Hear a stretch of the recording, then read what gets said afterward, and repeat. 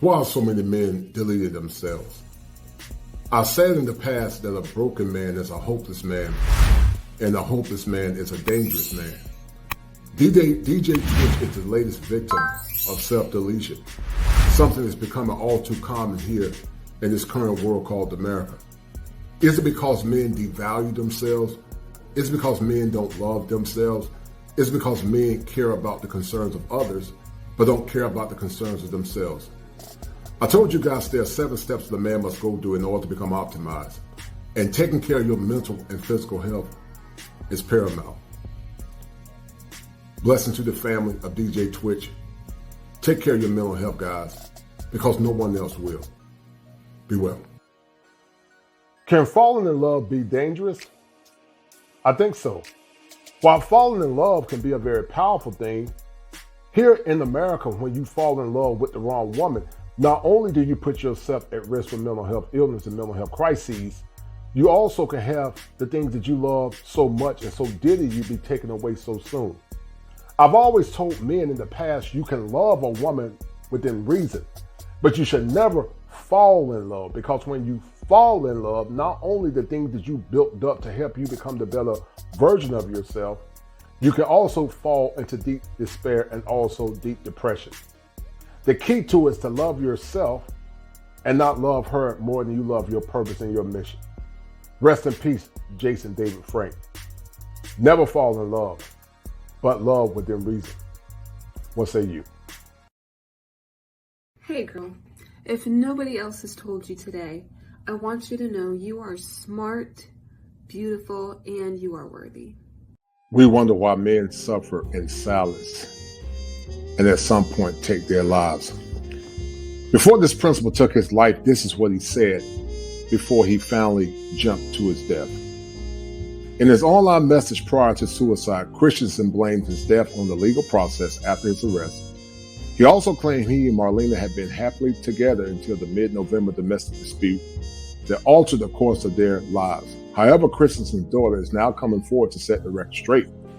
She says that things were not smooth prior to his suicide. Rather, she claims in an interview that the principal was in a toxic relationship with his abusive wife, and probably saw suicide as his way out of their awful marriage. Damn.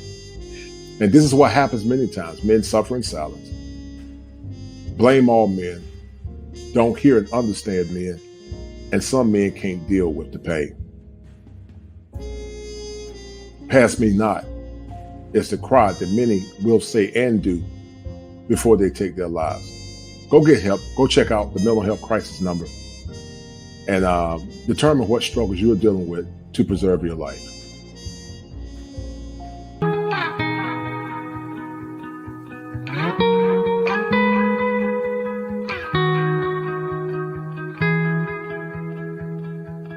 Call it off, let it go, all for nothing. I should have known. I've made mistakes, crashed and burned, so many chances, no time to learn. Why this phenomenon is happening. Part of it is the dissolvement of community. That's playing a role. Communities are no longer intact. Some will argue and that it's spiritual. Some of it's spiritual. You know, I remember a time, TJ, when we were kids growing up, it felt, it felt like when the sun was out, it still felt like life. But the sun can be out now and it feels very dark and heavy. I can remember a time growing up in the 90s where the world just felt different. But this world now, I don't understand it. It's very foreign to me. And so when you have the lack of family, when you have the lack of community, consistent with theology, the theology even said that because darkness will be so strong that the love of many will wax cold. So people are not caring anymore.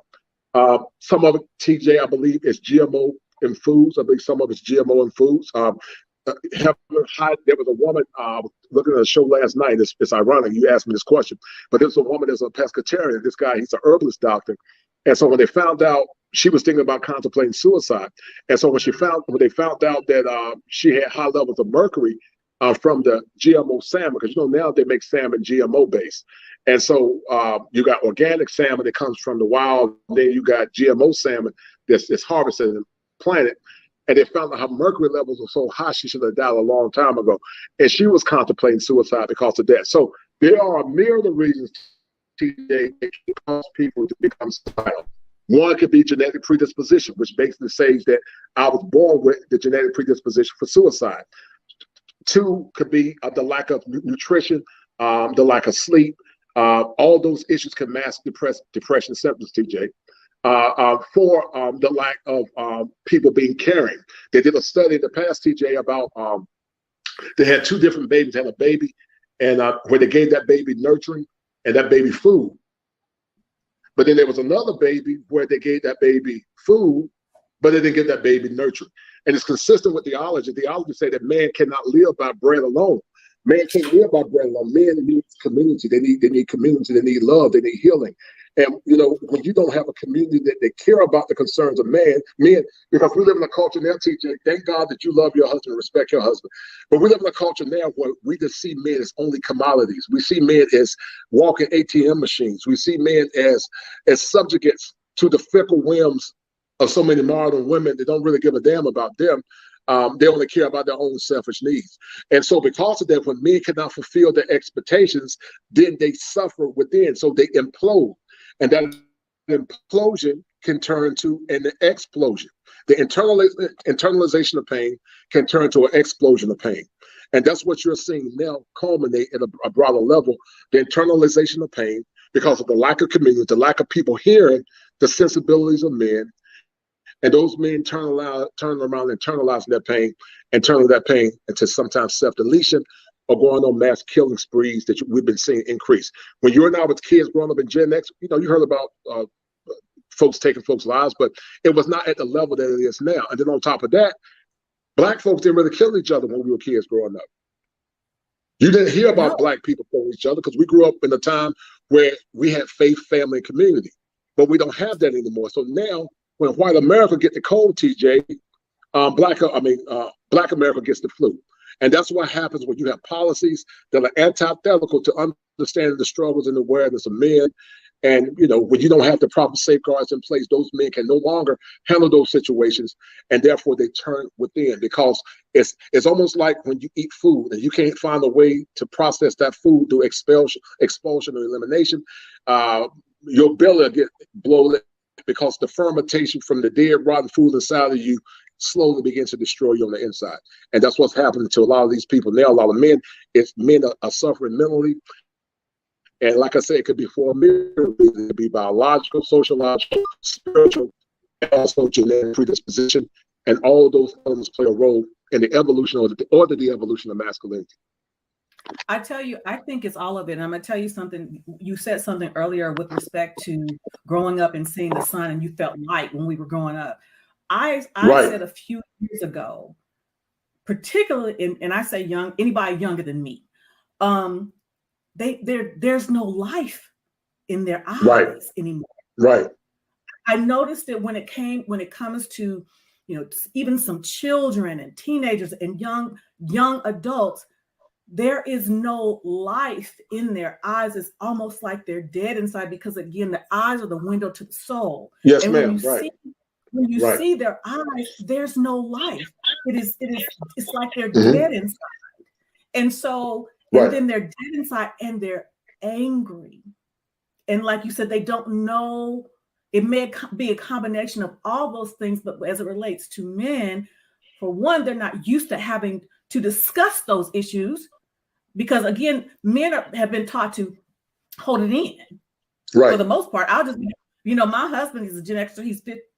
He's 57. Right. He doesn't emote where you can see it because again, that's not who he was raised. So now we're in a time that men are talking more, but there's still men that don't. And then if they want to talk, who do they talk? Right. And you're right, TJ. And that's one of the reasons why I plan to expand my brand next year. I'm going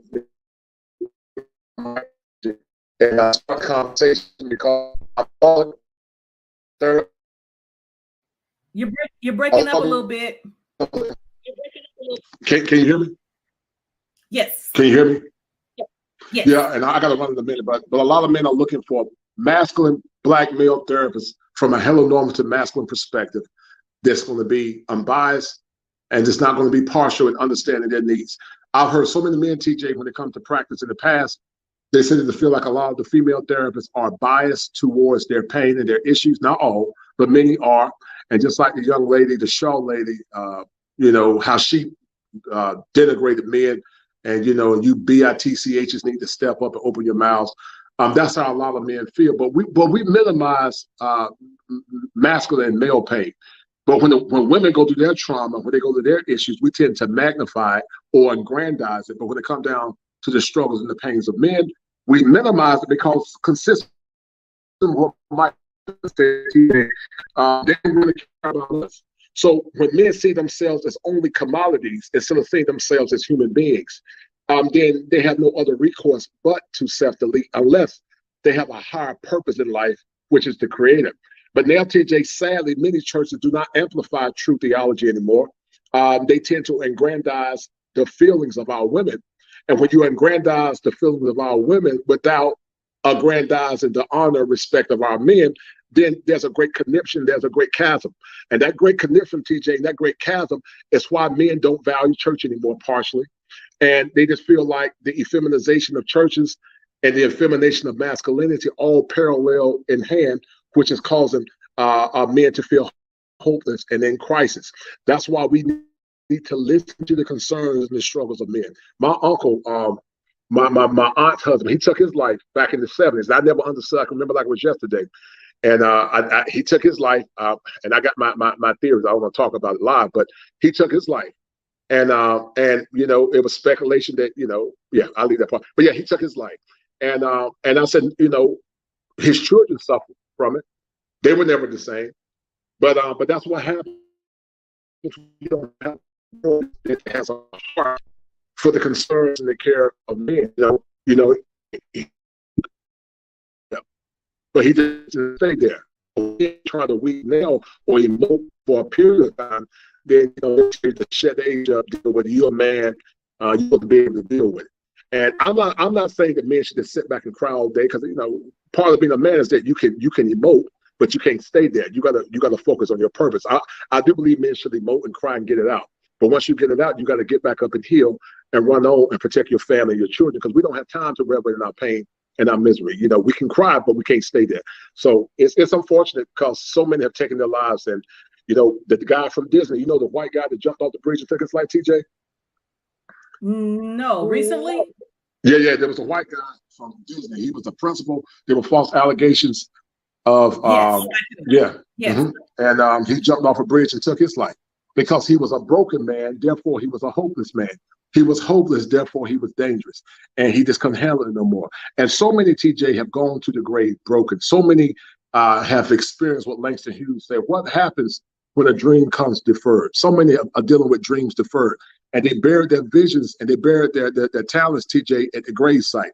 And now only at the resurrection will we hear the story of the pains of these men. And it's sad because I've never lived in a world, TJ, or a time where I feel so much heaviness and brokenness in the world. It's like a dark cloud in the world. You can't see it, but it's something malevolent behind the scene. It's there, but you can feel it, but you can't see it. The sun is still shining, but you still can feel that heaviness. Like I was saying, when we were kids growing up in the 90s, I didn't feel that. The sun, when the sun shined, when the sun was out, it felt like the sun was out. You didn't feel the heaviness or the darkness. But now the sun can be shining, and you can feel that darkness. And well, you said that's what I'm talking about. Have you experienced that? Mm-hmm. In culture, I do experience it, and I experience it because you all know I have a diagnosed mental health condition. I have major depressive disorder and anxiety disorder. Right. I battle with that daily. So, and I battled with it even more when COVID hit. And I'm sure as a clinician, you understand this, because everything that clinicians tell you to do with it relates to depression, to be around other people, do all those things. When COVID hit, you couldn't do those things. Right. So I was left by myself in my own thought. But even when I try, it's a fight. It's a fight, right? Is a fight. You're fighting with your mind if you already have a condition, but because of the darkness that you're talking about, absolutely, I feel it. There's no smiling. There's no joy. I was out after I got off work at noon, and I went to do some shopping, and I'm just shopping, and I'm speaking to the people in there, I'm speaking to the ladies, speaking to the men, and I'm smiling. But people that are working in these places, they have these grimaces on their faces, and they're not. It's like there's this heaviness all the time. Right. Yes, ma'am. Everywhere. Right. And everything you're saying is very profound, TJ. You know, when I was at UNC Chapel Hill, one of the things we talked about was a condition, TJ, called the phenomenological argument. The phenomenological argument basically posits this, TJ, that there are phenomena outside of the exercise of measured or understood by science. We call that in psychology. Okay, I need you to repeat that again because I didn't hear none of it. You're going to give me a love offer. Please say that again because I didn't hear any of it. Okay, I'll say it again. So when I was in graduate school, there was a condition that we used that superseded science called the phenomenological argument. Basically, the word phenomenological comes from the word phenomenon. It basically posits that there are experiences outside, TJ, the realm of science that cannot be explained by empirical measures. It cannot be explained. So we call it phenomenon, or phenomenological, just like what Carl Jung called parapsychology.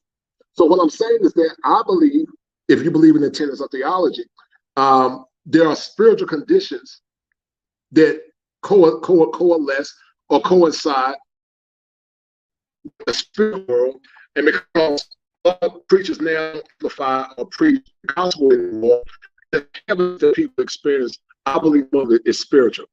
I believe some of it is biological.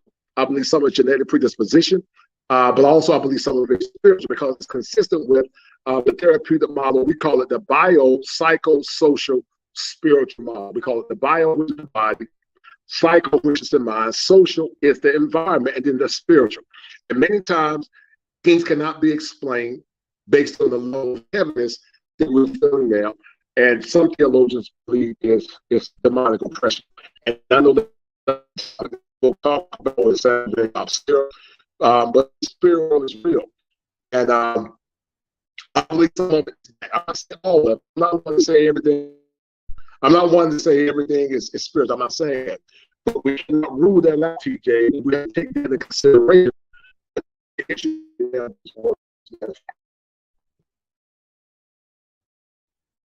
I keep yeah, you keep breaking up like do like this, do like this and don't move.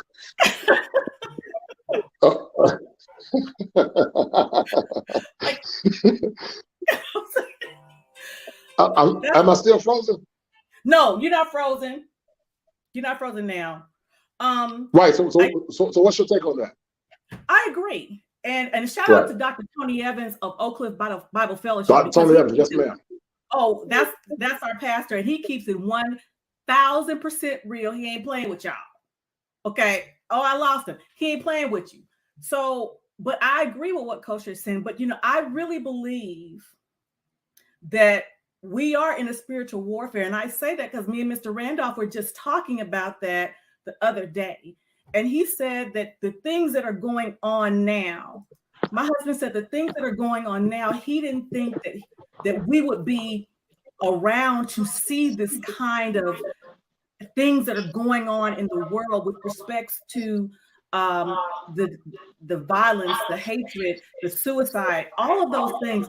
The fact that we're seeing that, I do believe that it has a lot to do with a spiritual warfare. It's spiritual warfare, yes, ma'am. And to your point, Kosher, back when we were growing up, because the church was such a major part of our lives, most Black people didn't even think about suicide because we were afraid of going to hell. So, even if we thought about it, we put that on our mind real quick, because we in church we were being taught fire and brimstone. Right.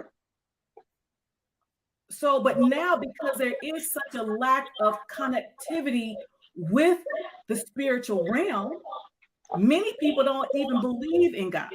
Right.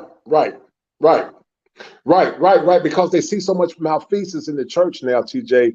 The church have compromised the truth for money and fame, and because they see it manifest so much, people have turned to alternative forms of religion. I don't know if you're aware of this, but they said that witchcraft is on the increase. People are actually participating more in witchcraft now.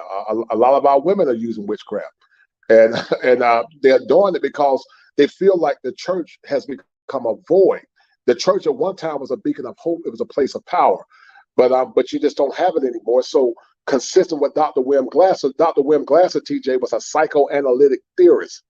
And Dr. William Glasser said that needs drive behavior. The 5 principles that Dr. Glasser talked about, TJ, was power, fun, freedom, belonging, and survival. Those were the 5 things that Dr. Glasser talked about. When you live in a world where you feel like you're devoid of power, you're devoid of freedom, you're devoid of fun, you're devoid of belonging, and you're devoid of surviving, then you have no other choice but to act out in a manner that's irrational, not only to you, but the greater populace of the world that we live in. And so what you're seeing now is irrationality, and that irrationality, in my opinion, it's the manifestation of a lot of things, but I think one of the greatest underpinnings is spiritual warfare. There was a person said that the greatest trick that the devil ever used was to convince the world that he didn't exist. And I'm not trying to act like I'm perfect. I got my own demons too. I got things I got to work through. So I'm not trying to act like I'm all spiritual and I'm super holy. And I'm not. I got some mess I need to work through myself. But I know right from wrong because I grew up in it. I remember a time, TJ, you and I were blessed to be Gen Xers, because we remember a time where tradition and family, it wasn't perfect, but we saw it at a greater level now. But now you got kids, almost 80 to 90% of children now born in single parent homes with no fathers. It was an issue, TJ, back in the 70s at 26%. Now it's damn near over 80%, and it's increasing because we don't value what our ancestors value. We don't value our men anymore. So how can you have when people say, "Oh, let's say you can't have a community without honor and respect of your men," and that's why I respect you so much, because you love and you respect your husband. You value your husband as a human being and as a man. I respect you for that. But you from the old school, folks ain't trying to hear what you're talking about. Well, many of them are not. But shout out to Red Lipstick Vibes, because we got something coming up soon, and I'm so excited about it. And my daughter is a wife, and there's some other young women that we're going to be talking with, because you're absolutely right. Many young people are growing up in single parent homes, primarily single mother homes with no fathers. Not only that, but no father interaction.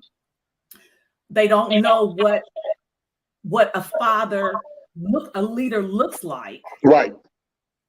Because even though I grew up, my mom had me, I knew what a leader looked like, and that was my grandfather. Right. I knew what strength looked like, and I thank God for my husband, because he's so much like my grandfather. And I tell you, to that point, when we talk about family, and I don't want to get too far off, because we're talking about this young man, but that's one of the things with us growing up, even with our families, and they had their issues, we came together. If nothing else, we came together over Sunday dinner. Right. Over Sunday dinner. Right. We're going to look at each other in the eyeball and see what's going on. We don't even have that kind of connectivity, even in our own extended family. Right. You're right. I agree with you 1,000%.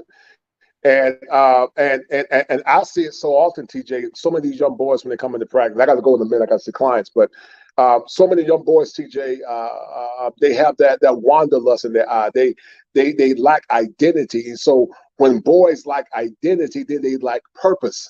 When they lack purpose, therefore they lack vision. When they lack vision, they lack hope. And when they don't have none of those things, TJ, then it turns to self-implosion. I always said, TJ, in the past, that a community without the respect of Black men can never be a true community.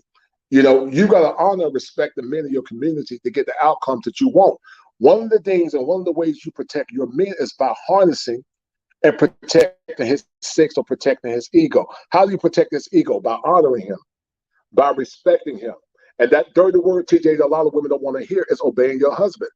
You are a military woman, so you know about the mission. You're not in a show with red lipstick talking about the mission. But they don't understand the mission, so therefore they respond or reduce or they minimize the importance of their men. But women don't understand that a man will go to war for you if you love him, respect him, honor him, and trust him and be loyal to him. It's in our nature to give, TJ, almost synonymous to God, because man is the first fruit of God's creation. Consistent with theology, he said, if I be lifted up, I'll draw all men unto me. So when you praise your man, when you lift your man up, he ain't got no other choice but to shower you with blessing, because he's a reflection of his creator. Do you hear me? I'm gonna make him take a love offering up in a minute. You're gonna take a love offering. Let me tell you this, shout out to Truth, because my husband we were talking to Truth of his dinner favorite earlier this week, and my husband said almost those exact words. I think Truth had a question for my husband, and my husband said he's a natural giver, and he knew that he wanted to be married because he is in him to give, and he wanted. It's in his nature to give, right? Right. He said exactly those words. Right. And I don't make him regret. But see, the world has told our women, TJ, to compete with their men instead of making love to their men. And you make love by making love to his mind first. Men get impregnated by the mind. That's how we get impregnated. Women get impregnated physically. But when you make love to his mind, TJ, he'll sing that old gospel hymn. I think I'll run on, see what the end's gonna be. That's what he said, TJ. He said, I think I'll run on, see what the end gonna be. Because he know, TJ, that his woman got his back. He knows if he go to work, she ain't gonna be texting her exes. He know if he go off to defend his country, she's waiting patiently because she got nothing but love for her man. And see, we grew up in a time where we heard songs like Shirley Brown, where she said, all for my man. She said, I love that man. And so when men feel love, TJ, oh my God, they don't understand. People don't understand how powerful it is to love your man. And loving your man is not necessarily through the eros, but it's through honor and respect. Women, y'all need the eros love, which is affection and touch and telling how pretty you are. Y'all need the eros love. But men need the principle of love, which is honor and respect. And when you do that consistent to your man, you are sharpening his mind and you're making him more productive to give to you, to serve you, and to give life. But these women there don't get it. They don't get it. They don't want to get it. And God forbid, if I was a single man again, I would probably never. It'll take a special woman to get me again, TJ. She'll have to be real special. She'll be real special. I'm old school, and my worldview is just totally different. And I'm not gonna be in no relationship. Talking about partners and all. No, you're my partner. You're my wife, sweetie. You're my wife, and I'm the husband. You're the wife, and I'm gonna take good care of you as long as you respect me. I'm sorry. Go ahead. T-Shaw is asking the question, how do we get the world to start caring and loving again? Before you answer that, I'm going to tell you what I'm thinking, because I was listening to some Christmas songs, and there's a song by Stevie Wonder, Someday at Christmas Time. Right. And it says, one day our world will come to be a world where men are free, maybe not in time for you and me. Mm-hmm. But someday at Christmas time. I don't know if we'll see that again. I don't know if we will see it. All I can do is what I do, even in my little part-time job, I try to show love. Mm-hmm. Because I will venture to guess some don't even know what it looks like to even be kind to somebody. Well, it ain't gonna happen this generation, TJ, because it's prophetic.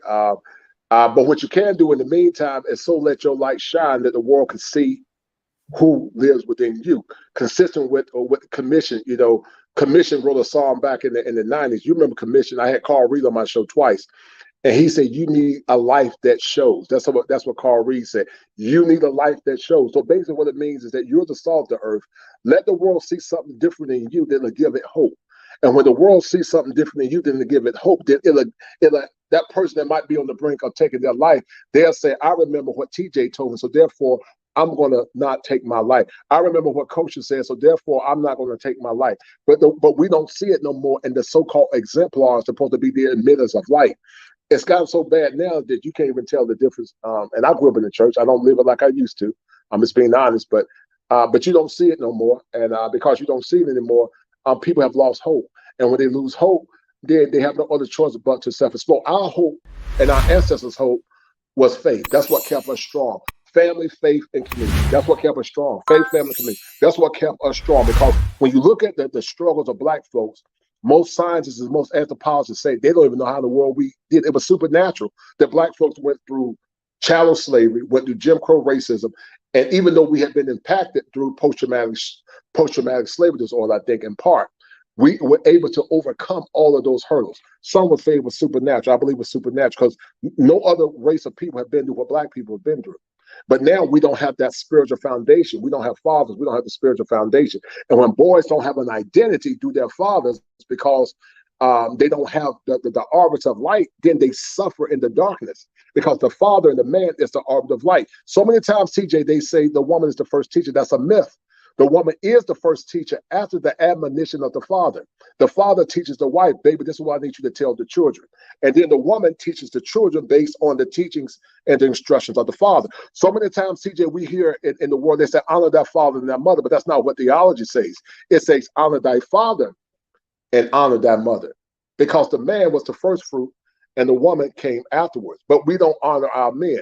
And that's why it's such a great chasm in these families now. And that's why men are traveling abroad, TJ, looking for traditional women, because they say it's hard to find here in America. It's hard, you know. Anytime a woman will call you a pick-me or a mammy for trying to do the right thing, that's dysfunctional.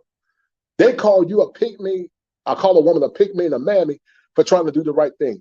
That's highly dysfunctional. And we have so many thinking errors in our community. Normal now is abnormal, and abnormal is normal. And it goes back to what the Bible said, up will be down, down will be up. And the world is turned upside down. Woe to a world that calls evil good and good evil. And that's the world we live in now, TJ. So there is no hope until the giver of life come back and restore what needs to be restored. And I think that'll be in the millennial kingdom. But until then, we must go through what we must go through because it's prophecy. It's prophetic, in my opinion. You can't change prophecy. You just got to go through it and be the soul of the earth until that appointed time. Well, I agree with it. And to that point, I'm gonna go ahead and meet you so I get a little feedback. Right. To that point, my husband was saying that when I said I wanted to do this, and he, encouraged me to do it, I have to be a light where I can. Because again, what prompted me to come to YouTube in the first place is I was on the precipice about to walk out in traffic, and God said not so. God said not so. Through the song of Fred Hammond, I've been there. I've been there where everybody look at you like your life is just great. Why would you even think about such a thing? I've been there. I've been there when you feel like just forget it. It's no hope and it don't even make sense to you. I've been there.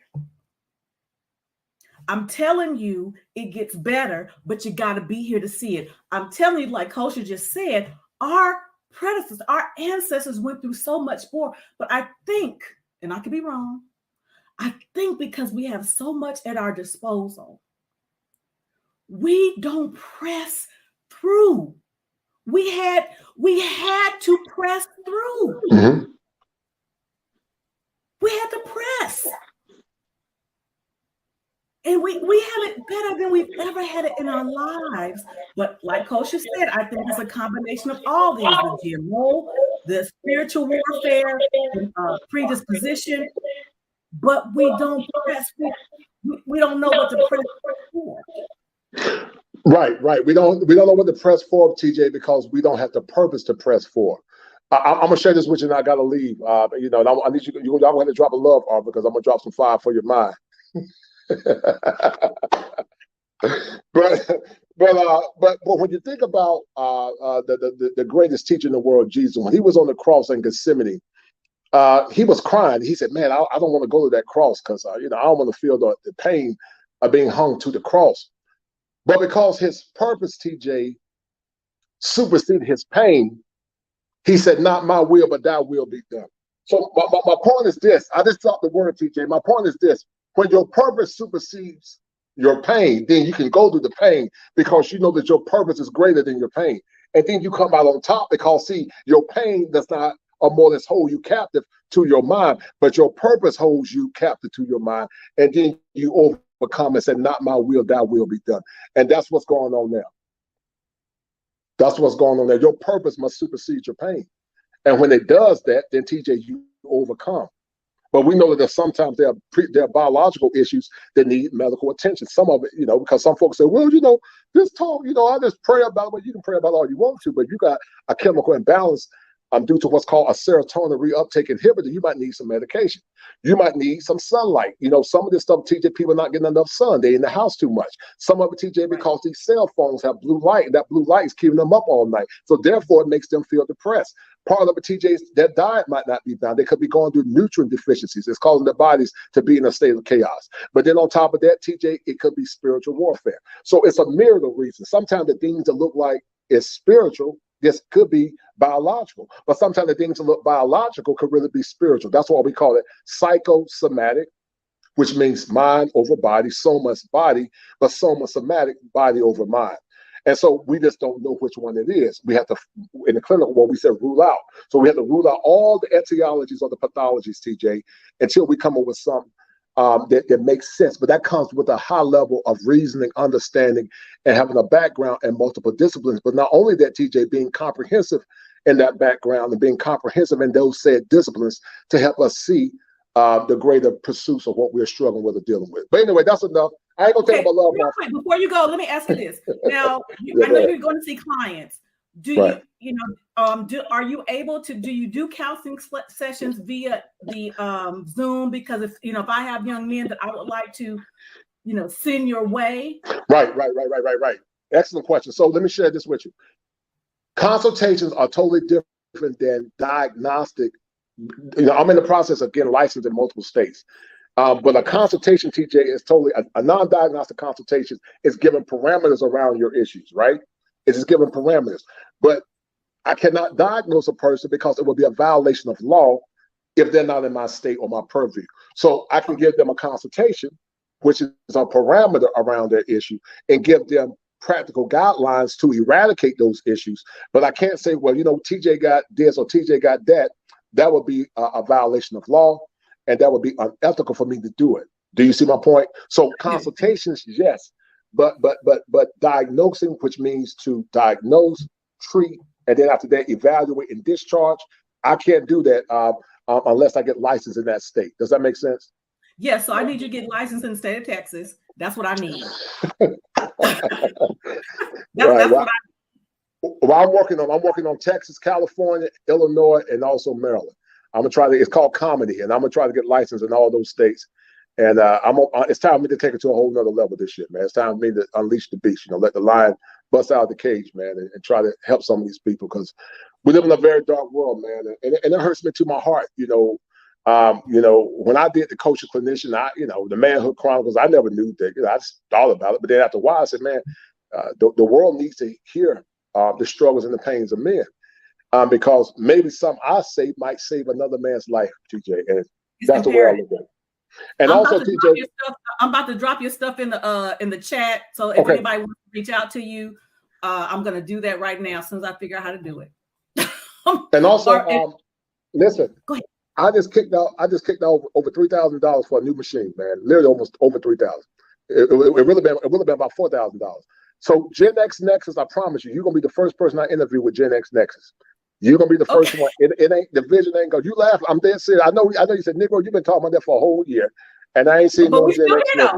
We still here. God kept us here. So you understand the thing about us, Leo. Just because we say it's gonna come to pass. It might take 3 years, but if I said it, it's gonna come to pass. So Gen X Nexus will be a part of what I'm planning to do in the future. And we're going to go back and I'm going to interview a lot of folks from the Gen X, and we're going to talk about that nexus point where things begin to break, because kids need to understand how our world was totally different than theirs. And so it's going to be another good segue into what I'm doing in this movement. And so I'm working on it. I got my new machine. It cost me a lot of money, and it's going to be on point. It got to be on point, man. Because you know what? Because if it ain't kosher, if it ain't seven, it ain't kosher, TJ. If it ain't kosher, it ain't right. That's right. So it gotta be right, TJ. If they kosher, they right. So you know me, I gotta make it right. But anyway, sis, thank you for bringing me on. I'm gonna do a show on this soon. I'm gonna do a show. I might even use the clips we did. I'm gonna use the clips from this for our show, and I'm gonna do a show on it because it's something that needs to be addressed. This suicide epidemic. So I'll talk to you. I gotta go. Thank you, sis. Be good. Thank you. Thank you. All right. Bye bye. I really want him to speak to depression and suicide. Like I said, this is not a sexy subject today. However, it definitely, I would be doing a disservice not to talk about it, especially when I have battled depression, suicide, all that stuff, PTSD.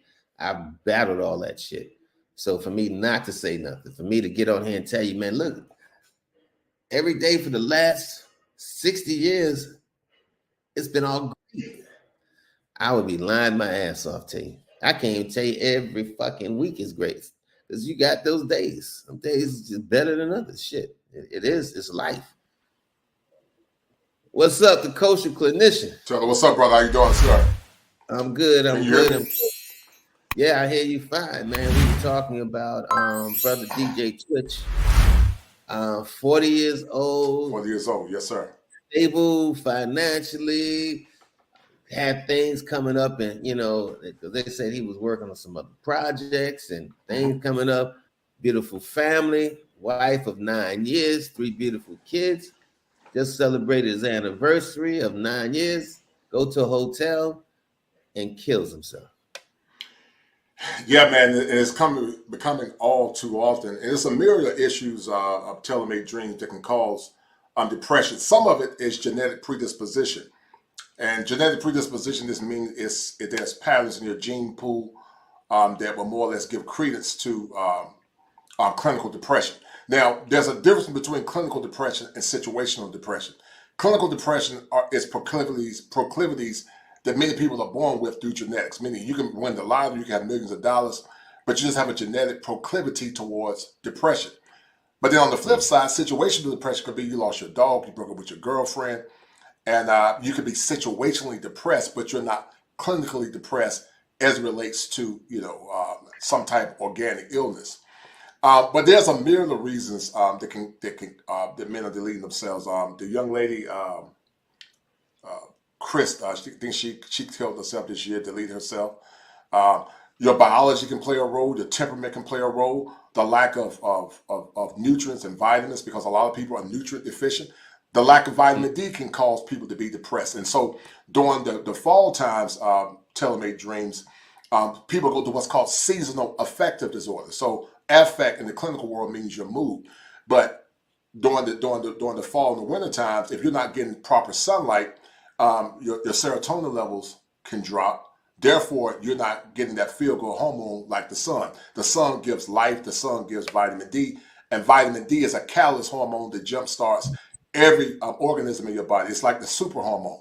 Vitamin D, that vitamin jumpstarts everything. So it could be for a myriad of reasons. People in cold weather climates or people in the Pacific Northwest, they have more issues with seasonal depression, or you tend to see depression manifesting more. But it's a myriad of reasons. Biology, some of it's spiritual, in my opinion. I think some of it's spiritual. I think some of it is nutrient deficiency. Some of it's genetic, and some of it is just based on situations that people are dealing with. They don't know how to cope with it. And telling me when you and I were growing up as kids, man, we didn't see depression, or there was depression, but we had faith, family, and community. So we dealt with it better. But now, people that take their life now, they don't think nothing of it. And my heart goes out to that young man, because I saw a couple of content creators talking about it. I did a short on it, and I'm going to do a show soon at some point, coalescing DJ Twitch, the guy that took his life, the guy from Disney that took his life, the guy Jason David Frank from the Power Rangers, the young lady from North Carolina, the lady named Chris. She was a lawyer and a model. She took her life. She jumped from a building up in New York and took her life. Jumped almost 40 stories and took her life. And so sometimes temperament, tailor-made dreams can play a role. Some people just have a temperament where they're very moody and they have a very negative affect. That's why it's important to get your rest. to get your sleep, to have the proper nutrition, because some will argue, telling me that the diets in America are not conducive to the mental health and the well-being of people in America. I'm sure where you're at, your mental health and your mood probably is a lot better than when you were here in America. Is that fair to say? Oh, hell yeah. That's very accurate. Mm-hmm. Right. Very accurate. Mm-hmm. Yeah. Mm-hmm. And a lot of it is, where you're at, like when you go to Brazil and foreign countries, they don't have a lot of issues with GMOs. A lot of food in America is it's a genetically modified organism. And so when you're not getting the proper nutrients in your diet, that can impact your mood as well. That's why it's so important for people to get blood tests and make sure, one, that their vitamin D is not low. Low testosterone can cause people to be depressed. But it sounds like to me, his was an underlying or ongoing mental illness that he never really addressed, because most men don't talk about clinical depression. They just deal with it inwardly, and they don't have a support system normally because, we're told to tough it up and just deal with it, so that it's suffer on the inside. And I've said before, telling me that in the past, that a hopeless man is a broken man. A broken man is a very dangerous man. When men don't have the proper wherewithal to deal with the nuances of suicidal ideation, they become broken and hopeless, and they can do one or two things. They can implode within and hurt themselves, or they can explode outside and do damage to other people. And that's why the message needs to be talked about. It needs to be more serious, because we can talk about women, we can talk about making money, chasing the bag, but none of that stuff matters nothing, man. We lost Kevin Samuels this year, we lost Alan Roger Curry. But if your mental and your physical health is not intact, money means nothing. I don't care about, subscribing and all that mess is all right, but it doesn't mean anything if your mental health is not right. The mind is the jump start to everything in your body. If the mind is right, the body will be right. The body is right, the spirit will be right. But it all starts in the mind. If we don't take care of the mind, you can make millions of dollars, but you still can be broken. Back to DJ Twitch. I'm sure he was a millionaire, but he took his life sadly. And many are taking their lives. I've never seen so many suicides or self-deletions manifesting itself, telling me as they have now, sadly. It is sad. And I just wanted to share your channel. Appreciate it. For those of you who don't know, the Kosher Clinician, this is his channel. Brother talks about a myriad of subjects, but he definitely gives a lot of subjects on, talk about a lot of things as far as relationships, as far as mental health.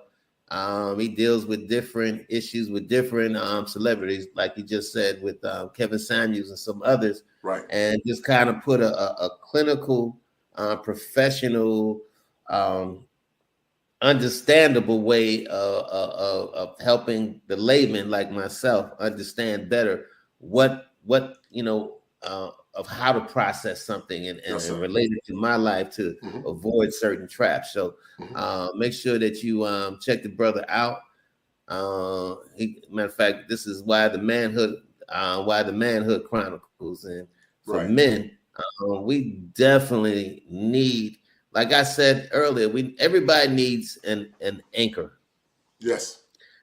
And I know when the mentors that I used to want to meet, the mentors in my life that I had no access to, one of the ways that I had access to was through either catching them on TV or tape or a CD or something. But this brother gives a podcast, got a YouTube channel that you can actually go and get some answers, man. Right. So, right. I appreciate that, brother. And what about and you also have Instagram, am I correct? Yeah. My Instagram is Moses Stevens. I go by Moses Stevens on Instagram. And also I'm on TikTok too. Trying to grow the channel, trying to grow the brand.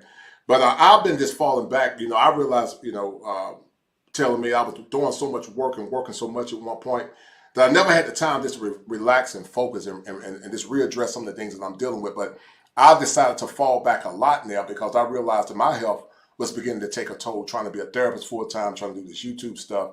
And I tried to fall back a little bit because I was realizing that I was, not only gaining weight, but I was dealing with a brain drain, man. So, but I always tell people, man, that I am a licensed therapist from the greatest state in the Union, the Tar Heel State. And I have a very eclectic background, in law enforcement, 2 years in law enforcement, 5 years with the Department of Juvenile, 7 years with the Department of Juvenile Justice, 2 years as a mental health correctional. I taught school.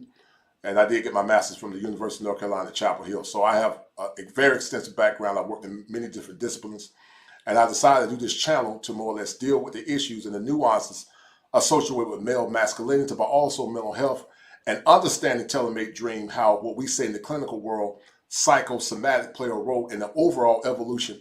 And also it can be the de-evolution of a man if he does not take the proper steps and the proper safeguards to deal with the things that can cause his life to be not only perilous, but can cause his life to be in a state of issues and also pain and despair. So I do non-diagnostic consultations where I'm not diagnosing you, but I can give you parameters around your diagnosis through clinical consultation.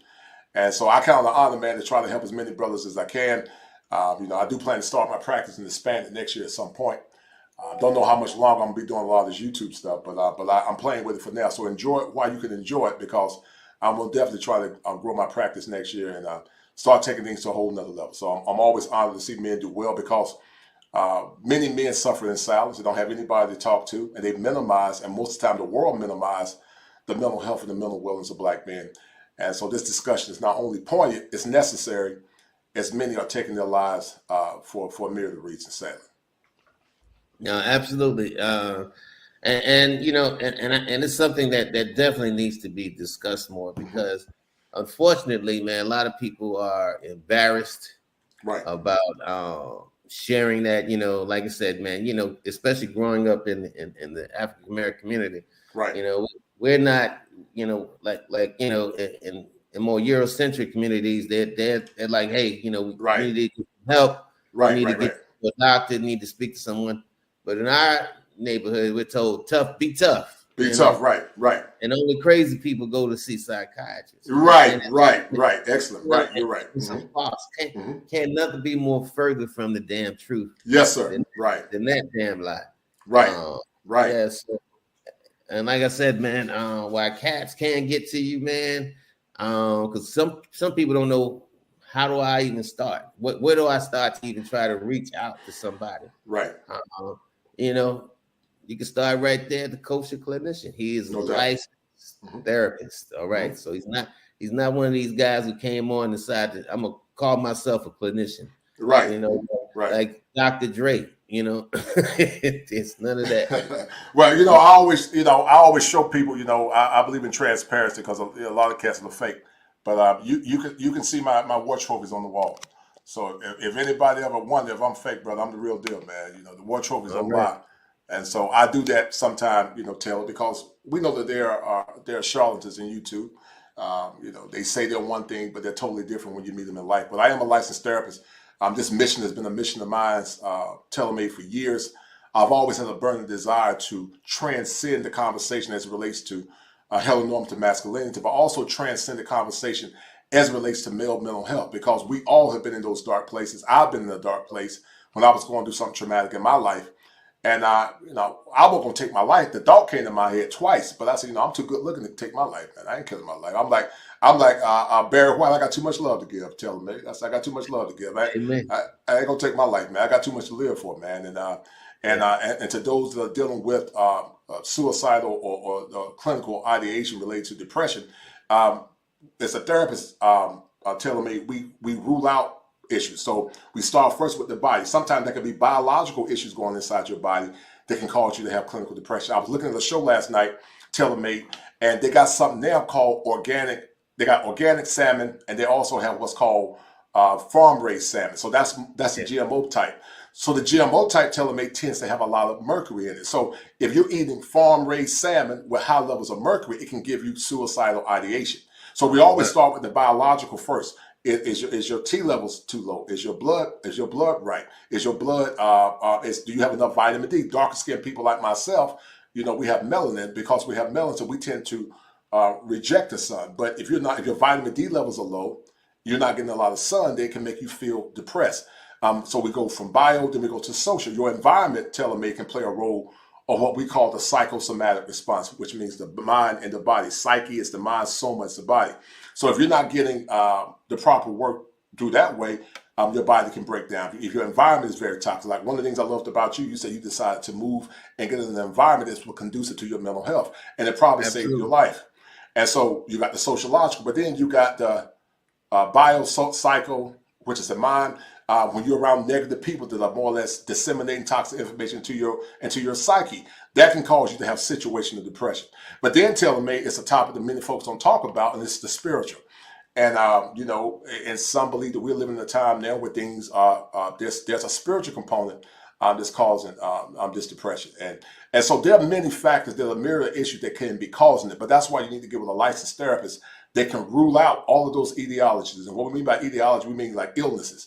And once you can rule things out, then you can pinpoint or strive to pinpoint what's going on in your life. Because many times as a therapist, we look at things through what's called a clinical impression. And a clinical impression, telomate, is what you see initially, but that clinical impression can change. It's more or less like a snapshot or a picture of what you see. But that might not be the issue as time go on. You might begin to see other manifestations as time go on. So I would tell the men that are listening, get your rest, get plenty of sunlight. If you make sure you're not vitamin deficient, I take zinc. I take about 40 milligrams of zinc. I take vitamin D. I'm actually thinking about going to become a vegan at some point and get this weight off, man. Get your rest because you're not getting your sleep. Your sleep can make you feel depressed. It can make you feel airhead. So there are many things that play a role in the psyche of or the pathology of depression.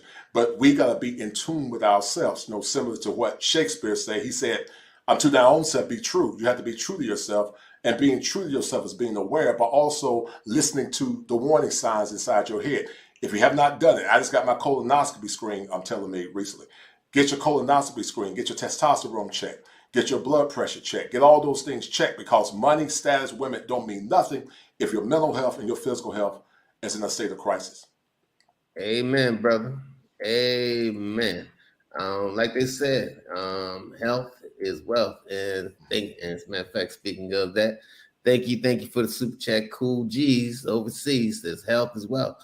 Yeah, like if you don't have your health, man, nothing else matters.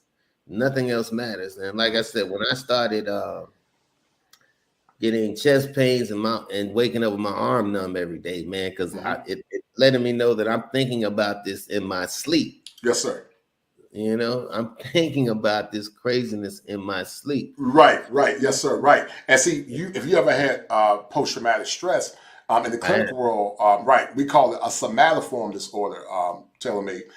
It's called conversion disorder. So if you've had trauma inside your body based on PTSD or any other kind of traumas that you have dealt with, the mind is so powerful that the trauma can be transmitted to your body to the point that you can have temporary paralysis, and you can have other issues associated with what we call a somatoform disorder.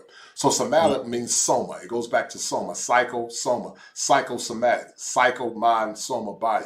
So if you're dealing with issues based on trauma, then it can temporarily paralyze your body, and that's called a conversion disorder, meaning you convert the trauma, and the trauma is transmitted to your body.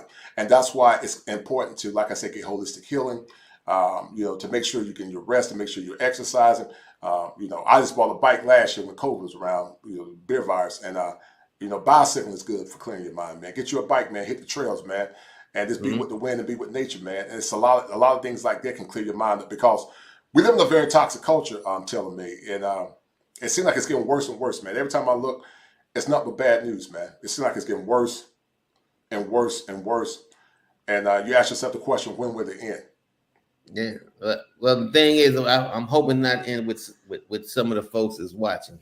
Right. That's why, like I tell people, man, I had to get away. Yes, sir. Mm-hmm. Traveling for me is like air. I tell you, man, my passport, like I said earlier, is just as important to me as the blood in my veins. Mm-hmm. That's how important my passport is to me. Mm-hmm. And that's why I'm not going to do anything to lose the privilege of having one and using it by any means necessary. So, but I wanted to give a shout out to my girl Jane Bass, who helped show me where the Otter people live. And Jane, I think I sent you the link. So if you want to come into the show, come on into the show. Sure. But yeah, but man, I listen. I appreciate your take on this subject and this topic so much. And because I wanted someone to be able to speak to it from a professional point of view, right? And not just give my YouTube, psychoanalyst. No. I appreciate that, man. Because many times in the Black faith, we say, the Lord will fix it. And yeah, God can heal, but God don't always heal. That's why you have doctors. Can he heal? Yeah, he can. But many times he chooses not to, because doctors, lawyers, psychologists, psychiatrists are part of his sovereignty. And so why would you go to God when you can go to the agents on the earth? It doesn't mean that God can't heal you, but, many times they say, just pray about it. Well, you can pray all you want to. Unless God do something supernatural, you got a biological issue. And so, like they've always said, telling me, when it don't make spiritual sense, then use your common sense and go get some help and take care of yourself. Yeah, take care of yourself, man. Because too many have gone to the grave, telling me. Too many left talent on the table, and they should have been here enjoying life. But sadly, they've taken their lives. They've transitioned into the other world. And we see it happen all too often, man. So, like I said, I've had a passion for doing this for years, and I finally, went through all the proper records of training to do it. And so here I am now, man. And so I count it an honor, man, to serve the brotherhood, man. Yeah, no, but that's like we said earlier, man. Kevin Samuels, stress. They gave a fancier word, just saying stress killed him. Right. I think stress killed him, Taylor. I think not getting his sleep killed him. I think not getting the proper rest took his life.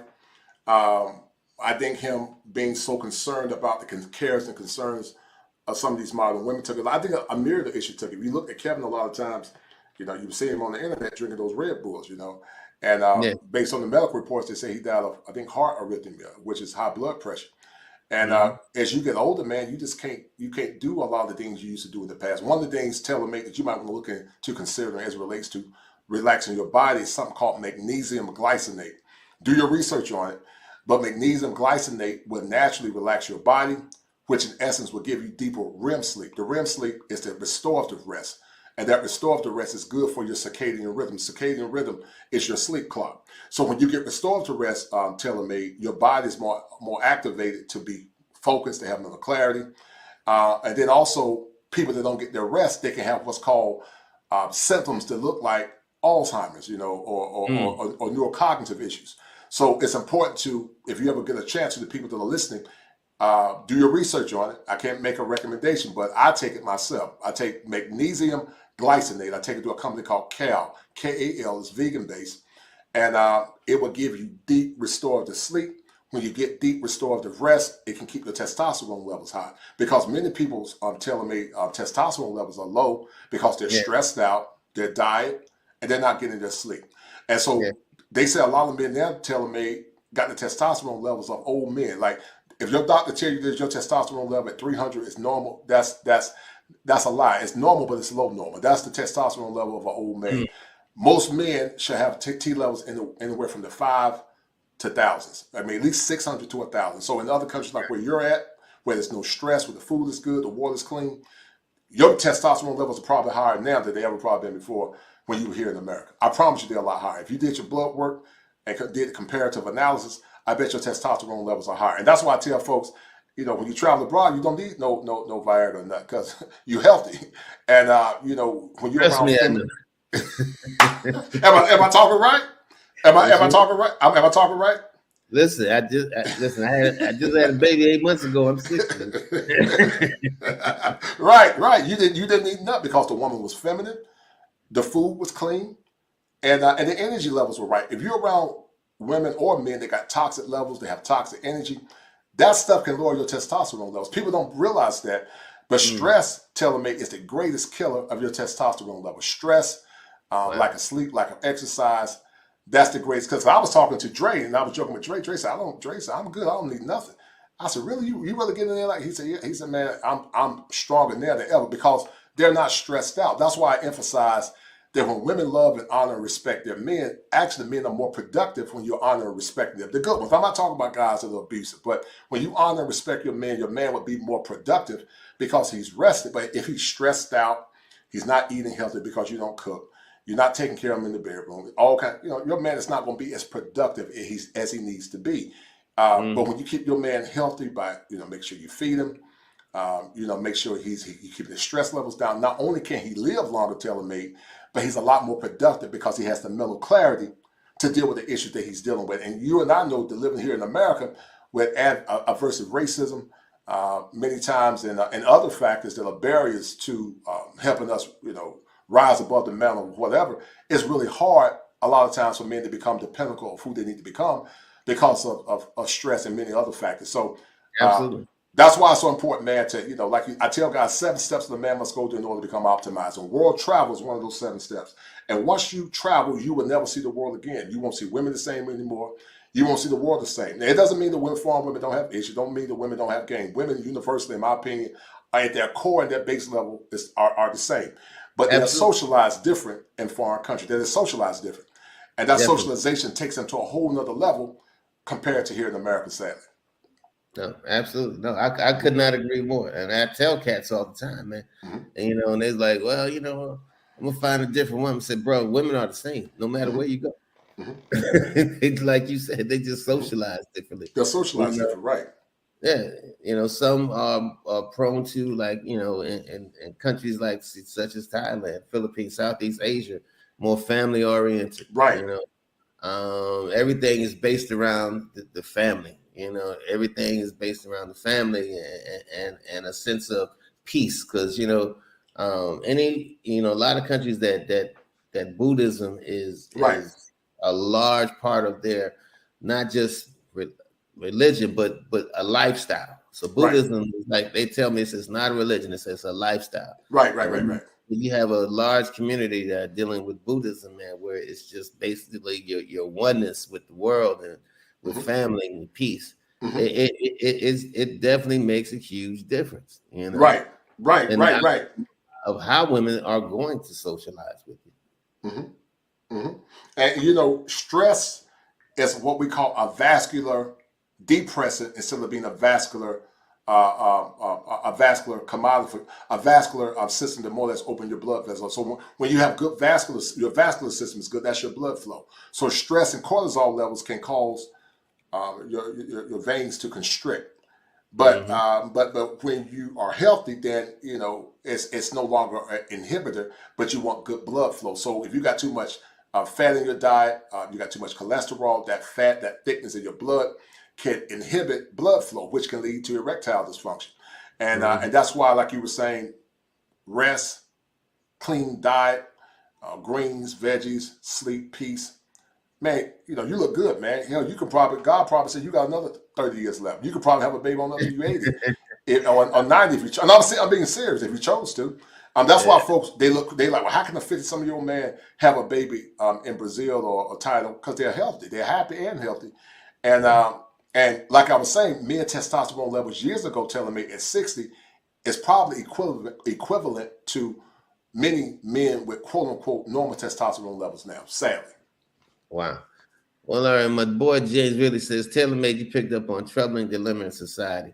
The problem, some people can't handle great success in their personal lives, but seeing the problems in so many other lives and feeling guilty.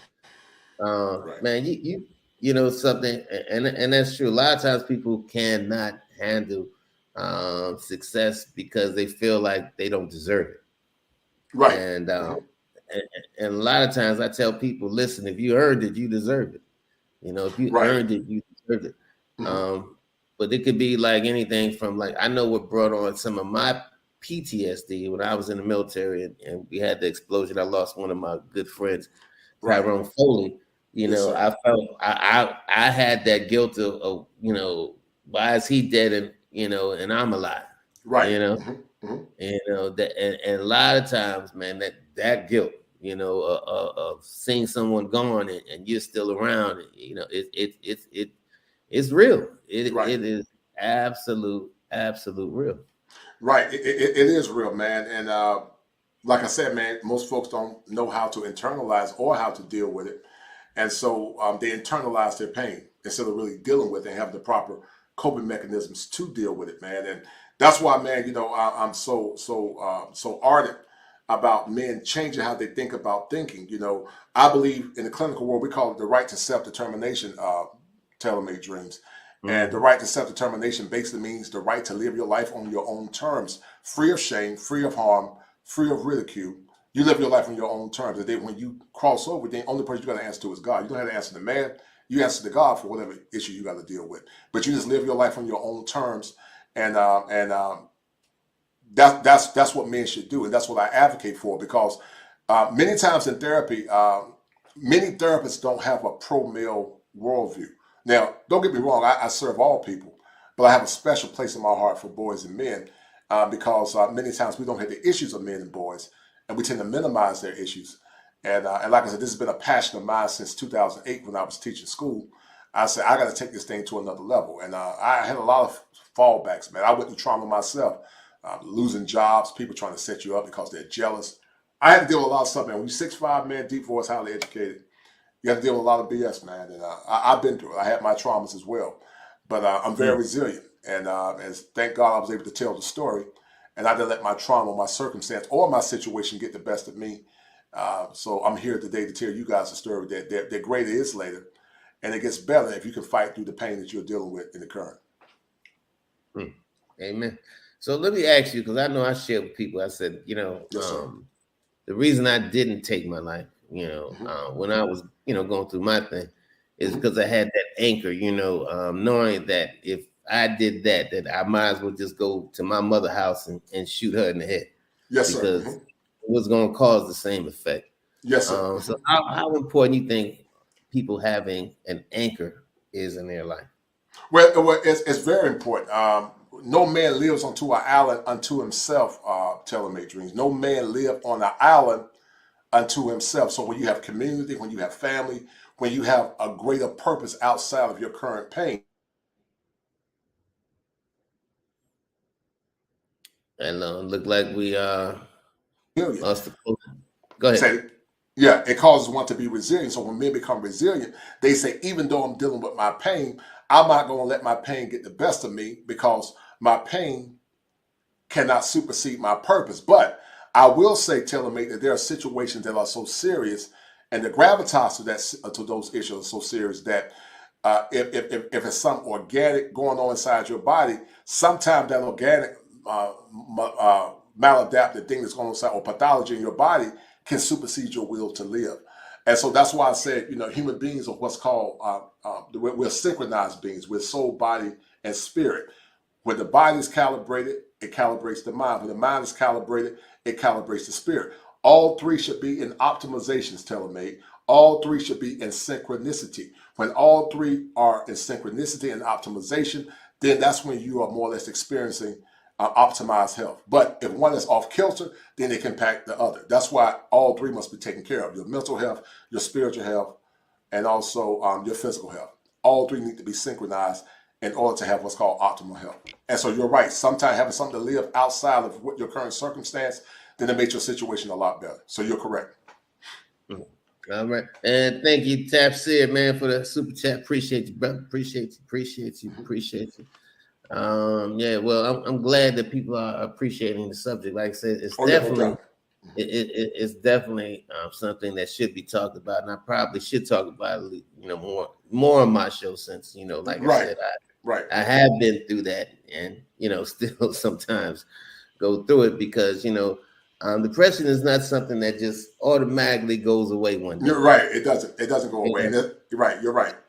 It's like, I battled, and now I've moved to Thailand or Philippines, and now it miraculously went away and it'll never show up again.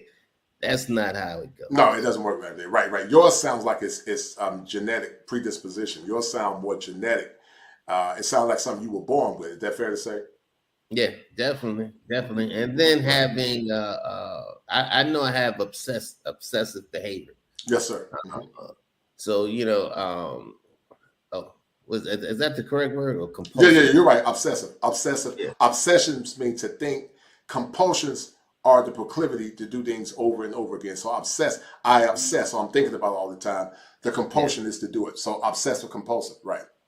Yeah, because my thing is, and I went through that whole, where I went through that whole drug phase of my life, where I traded the drugs in for the alcohol, traded the alcohol in for become a workaholic, right? Traded workaholic in, just to work. But now and once I start trading the workaholic and focus on how do I make money, to live overseas and do and have a healthier life. Because like I tell people, when you have that compulsive disorder, right, it doesn't go away. And like I said, whether you're using it for bad, whether some people get strung out on drugs, or some people become workaholics or whatever, you got to put it on something, because it doesn't go away.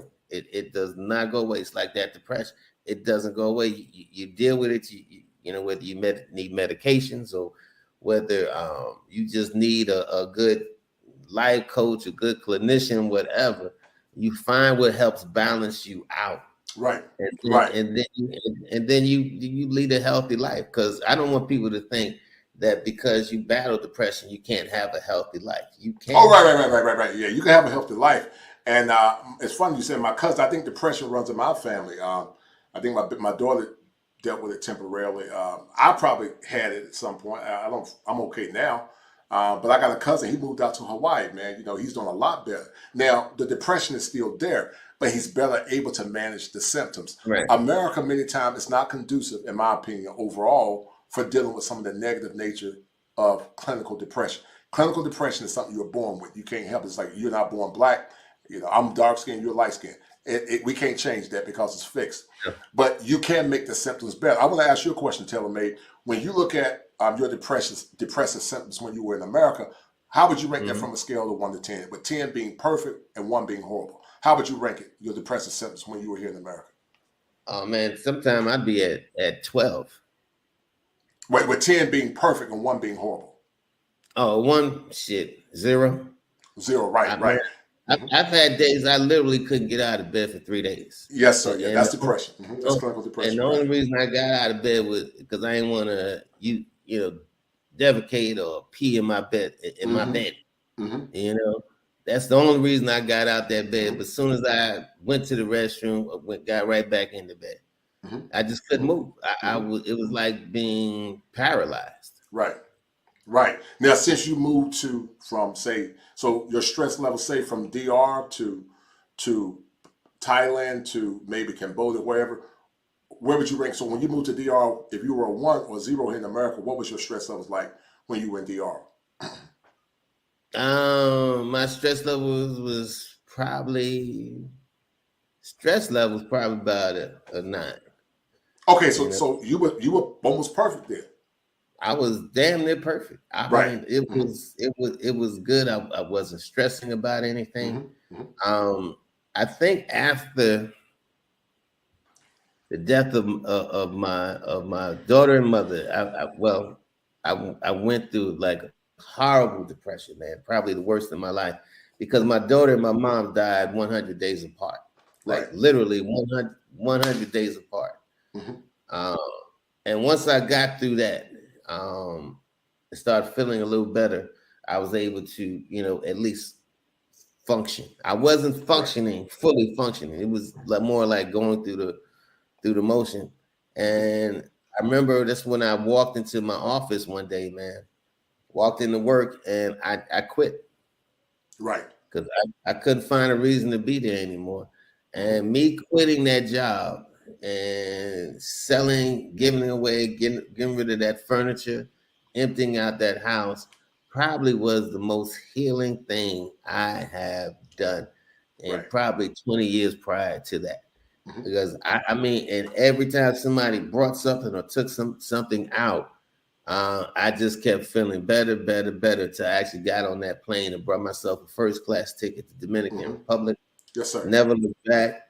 And that was the best thing I've ever done. One of the best things I've ever done in my life to help heal me, man. Because I was, like I said, I was angry, I was depressed, and I just couldn't find a reason to even get up and go to the office no more. Like I literally walked in. I didn't know I was even going to do it. I got dressed that morning, put on my suit, grabbed my briefcase, grabbed my laptop. And I'm telling you, as soon as I walked into the office or that cubicle, man, I just said, I can't do this. I can't do it. I can't do it no more. Right. And, whatever people think I was whatever. For me, that was like you giving me a magic pill. I'm breaking up with you. And so, you know, I tell people, do whatever you got to do for the health of you. We breaking up. Are we breaking up? Yeah, I hear you clear. I hear you clear. Can you hear me? Let me ask if anybody can hear me. Put a number one. Put a number one. If you can still hear me, I want to know if it's coming from my end or if it's coming from the kosher clinician. So if you can hear me, put a number one. I don't see no number ones going up, so it's probably me. Oh, I see the number ones coming up. All right, so it ain't me. All right, well, Miss Gail at night, I love her, love her, love her. If she got a one, then I know I'm good. It's you, brother. It ain't me. Yeah, it's definitely. All right, so we lost a clinical connection. Anyway, man, let me thank a couple people for this super chat. And man, I didn't even know I was gonna go this long today. Yeah, I know I'm usually tapped out after about an hour. All right, so I think I did all the super chats. Miss Gail at night, and I think the last one was good, brother Tapster. Yep. Thank you again, brother. All right. So anyway, man, like I said, just hold on, brother's coming back in. Yeah, I'm sorry. I don't know what's going on. I don't know if it's my connection or yours. No, that was you. That Okay. was you. Okay. Because everybody else said that I was good. I actually put a number one up, and they got me as number one. But what are your if anybody have any questions for the clinical clinician, do me a favor before he gets off. Let me know. But Sure. just share your final thoughts with us today. Well, listen, being aware of TaylorMade can be a matter of life and death. The more you know about yourself, the more you know about your body, can be the life or death sentence to you living the next day. The next thing TaylorMade, the second thing is that you don't have to suffer in silence and you don't have to suffer alone. For so long, TaylorMade, men have been told that they're just commodities, that they're not human beings, they're just tools or utilities to be used to please everybody else. I'm sure when you were probably in relationships, you beat your body down to the ground. Jaheim made a song called "You Can Have Anything, Work My Fingers to the Bone." And so the masculine is doing, the feminine is being. So by nature, we have a desire to provide and take care of the people that we love. But many times, and I'm guilty of it myself, TaylorMade Dream, we do it to the peril of our own health. And when we don't take the time to recharge, when we don't allow ourselves the time to rest, to get manicures, to get pedicures, or to get a massage, or just treat ourselves, we feel guilty. But see, you're a human being. You know, even Jesus had to go rest. He rested. So if the Son of God rested, you need to rest and take care of your body and your health too. So give yourself permission to be human. Give yourself the permission to tell people no. Our nature, TaylorMade, is always to do and to help. But you got to start telling people, no, I'm not doing that. And don't feel bad about it. Because guess what? Many times folks now are selfish, and many of these modern women are selfish. And some of these dudes are too. So you need to allow yourself the freedom to say, no, I'm not doing that. Set clear boundaries with yourself. Establish values that are consistent with your boundaries and start moving ahead. Once you get the blueprint for your life, TaylorMade Dream, start setting boundaries. Have a high value system and set boundaries. If people get mad, so be it. Cut them off. They were never down with you in the first place. Because if a person respects your values and your boundaries, then they're not going to do anything to cause you to be in a state of distress. So I would say allow yourself the chance to be human, set values, have clear boundaries, take care of your health, tell people no, and know your body and know when your body is telling you that something's wrong with your body. And when your body starts telling you something, go get it taken care of. Because I understand, TaylorMade, that many people, especially black men, have a fear of doctors because of what happened with the Tuskegee experiment in Alabama. I understand that. But I just had a colon screen done recently on TaylorMade, and I was fine for the most part. But, you know, go ahead, brother. Mm-hmm. No. I'm sorry. You said, that examination, the reason. I said good. Yeah. I just had a colonoscopy. Shout out to Gail. You're right. True. You can't pour into an empty cup. And I used to try to do it all the time, man. The savior complex, they even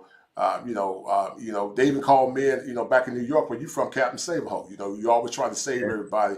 But in the end, when you put your life on the line, try to save them, when you're dead and 6 feet under, life will go on. They'll pass gas, eat some fried chicken and cry, and eat macaroni and cheese and collard greens. But after about 2 weeks, you'll be in the box, and life will go on, and they'll forget all about you. So if you don't love yourself, then who will love you? That's why Shakespeare said, as I said earlier, to thy own self be true. Whether you consider to be your level of truth or what is true to you, that's going to more or less extend your life, extend your well-being, and extend your social mobility as a man. Because if you don't start loving yourself, tailor-made dreams, who will? And we see all too often, man, with Allen Roger Curry dying this year, Kevin Samuels dying, folks don't really care about you. They'll use you up until they use you up. But, as far as caring about your health and how's tailor-made dreams doing, folks are selfish, man. And so you got to be selfish in a good way without sabotaging others. It's okay to be selfish. That's another thing I meant to say. It's okay to be selfish as long as your selfishness is not hurting anyone else. Even I used to joke before, I said Jesus was SYSBM. He said, save yourself. Black man. He said, save yourself in this untoward generation. So it's okay to be selfish as long as your selfishness is not hurting other people. Tailor-made dreams say, I don't want to deal with folks, then I'm not going to deal with them. If tailor-made dreams say, I'm not going to talk with you today, I need to take a break, you don't have to do it. Your mental and your physical health means everything. Because if you're dead and gone, then what good are you going to be to the world and humanity if you just set clear boundaries around your life and the things important to you as a man? Yeah. Well, I'm gonna tell you, and I'm glad you said that because I still believe it. Because I've said on my show, man, it's all right. And I told people, give yourself permission to be selfish. Yes, sir. And I tell them, man, listen. I know the saying is happy wife, happy life. No, I don't believe that, man. Bullshit. That's BS, right?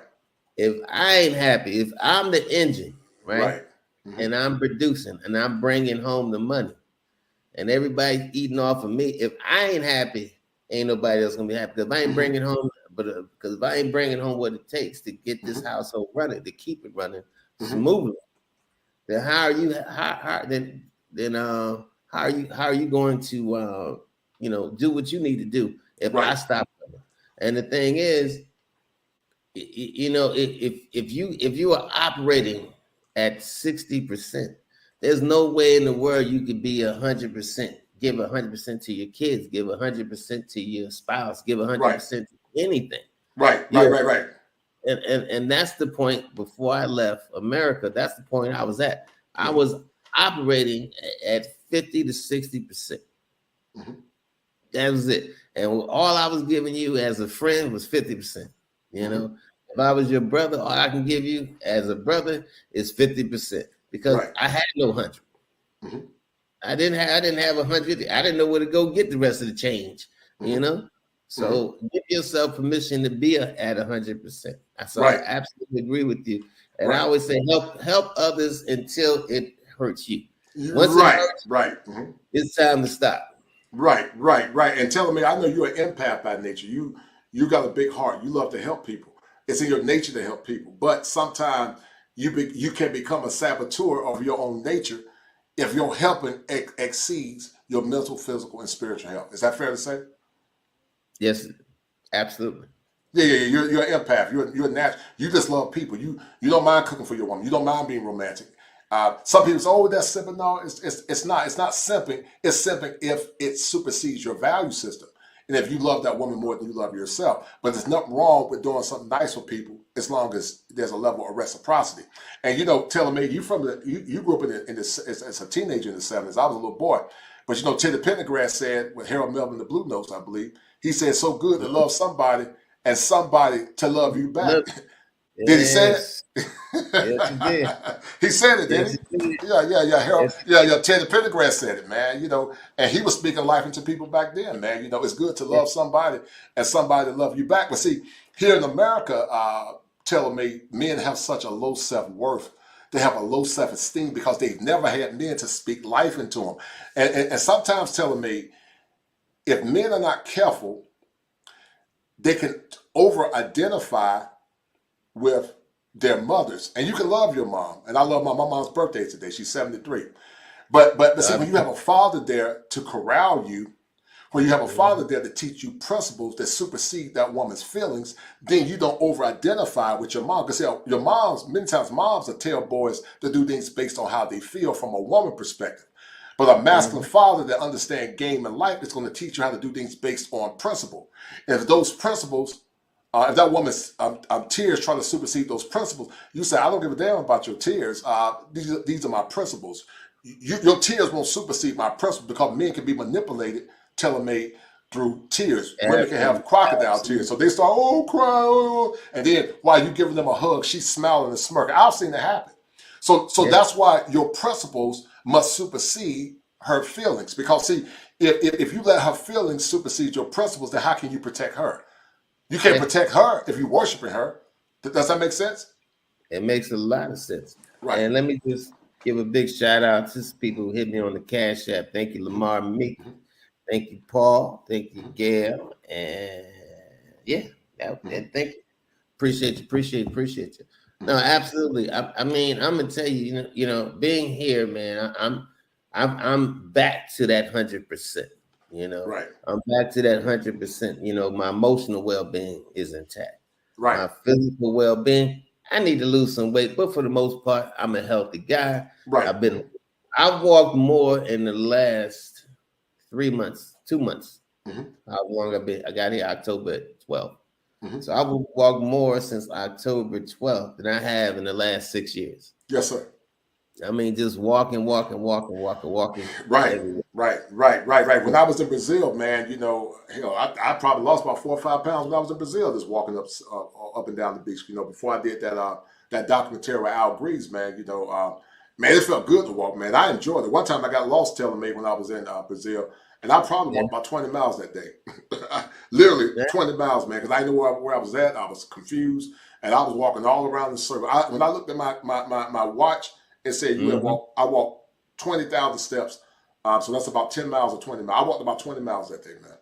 Wow. Now, let me tell you, man, for those who are, I'm going to just be honest, lazy like me about exercising, walking is one of the best things that you Yes, can sir. do. Right. Because I walk everywhere, even to get my groceries, man. I have them big bags. It reminds me of, when I was growing up, and my mom used to go shopping after she got off work sometime, and she'd be struggling with these bags. She'll call us and tell us, hey, I'm at Key Food, Right. And come, start walking. I'm gonna walk down there and see my mother with 5 or 6 bags, and years later, it just made me think, how the hell this woman carried all these bags from this supermarket? Because sometimes we'd be in the house, because it wasn't like back in the day where you had cell phones. Right. If none of the kids was in the house, my mother had to walk with these bags, for 9-10 blocks by herself. So, man, so that, so me walking, man, just kind of reminded me of my childhood growing up watching and trying to, just thank my mother, even though she's not here, but still thanking her for the sacrifices she's made. Right. But I feel so much better after that walk. You ever had to carry them, heavy bags, whatever, man, you feel so much better. You feel a little bit lighter. And I've been, I've been hitting the gym, not on a regular basis, but like once a week, I've been in there once a week. I ain't gonna lie, no more than that. And I just getting on, and I was really just getting on the elliptical, and maybe playing with some weights, and that's it, man. But like I said, I feel so much better. My mental state is so much better. Yes, and sir. When you're healthy mentally, man, you can make smart decisions. Yes, sir. Right. You're 1,000%. And see, you just talked about something. Talked about what I talked about earlier about the calibration of the mind, body, and spirit. When you're walking, you're producing what's called endorphins. Endorphins are feel-good hormones. I remember telling me when I would go cut grass in the hot summer at the South, I used to love to do it, man, because when I was dealing with some depression one time, I would get sunlight and I would walk. And, man, I felt better after I would walk and get that hot sun. Man. I used to love to bake in that sun like a fish. And I felt better. I was going through some stuff one time, man. I thought I was about to go crazy, man. Having crazy thoughts, and maybe my vitamin D levels were low. But I was having crazy thoughts, man. And and I was able to overcome it because I knew my body and I understood the science behind sunlight, endorphins, and all that other stuff. And that's why I tell men, don't be around toxic women. Don't be around toxic men. Don't be around anybody that's toxic, that's impacting your health. You have inherent value as a man. If you believe in theology, you were the first fruit of God's creation. So if you were made by the Creator and you were his first fruit, then why are you allowing the woman who was made for you to cause you to be in a state of distress? But like I said, telling me, men in America, their self-esteem is so low. Sad, a lot of our black men, they just tolerate anything. They can make $75,000 a year. She'll say that ain't enough. But she got 4 kids by four different men been ran through. But their self-esteem is so low. And telling me, when you and our kids growing up, man, you from up top, I'm from the South. Certain women were humble. They understood they had issues. You just didn't get no top man. They were very humble. Women that had kids were humble. They didn't walk around thinking they were a prize and I'm special. They were humble. But now with the rise of a lot of the single parent homes where these boys don't have strong masculine men, and I'm gonna say this: the single parent mom of the past is totally different than the single parent mom now. The single parent mom of the past was still a traditional woman. Yes, sir. She was still a traditional woman. Yeah. Yeah, man. Listen, they're not even in the same stratosphere. Not in the same stratosphere, right? Because a lot of these women want to make their sons their boyfriends. Yes, sir. I've seen it. I mean, I'm telling you, they do. Like my mother, she didn't play that. My mother put my ass out at 16 because I said the word no to her. And I'm like, and I said, Mom, I'm not even finished high school. She said, I hope you finish. She says, but the day you can tell me no, the day you grown and you got to get your ass out of here. Yes. Right.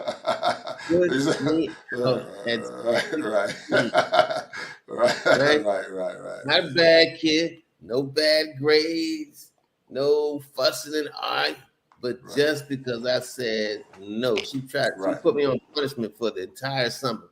And I said, Ma, I can't stay in the house the whole summer. She said, what'd you say? Right. I said, ma'am, I can't do it. I'm not doing it. And she says, okay, good. Right. Man, she's like, well, now that you're grown, it's time for your ass to leave. She says, anything you can carry is yours. Anything that you leave behind is mine.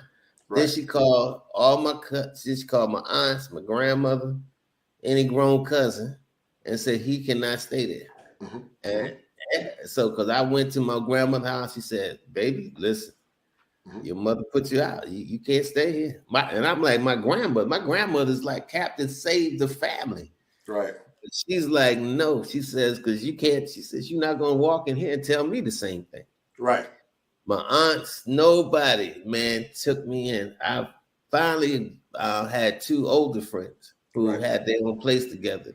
And they let me crash on their floor, man, for a few months until I got my shit together. But I'm going to tell you, man, but my mother wasn't trying to be my boyfriend or trying to be my friend. She was trying to be my mother. Trying to be your mom, right.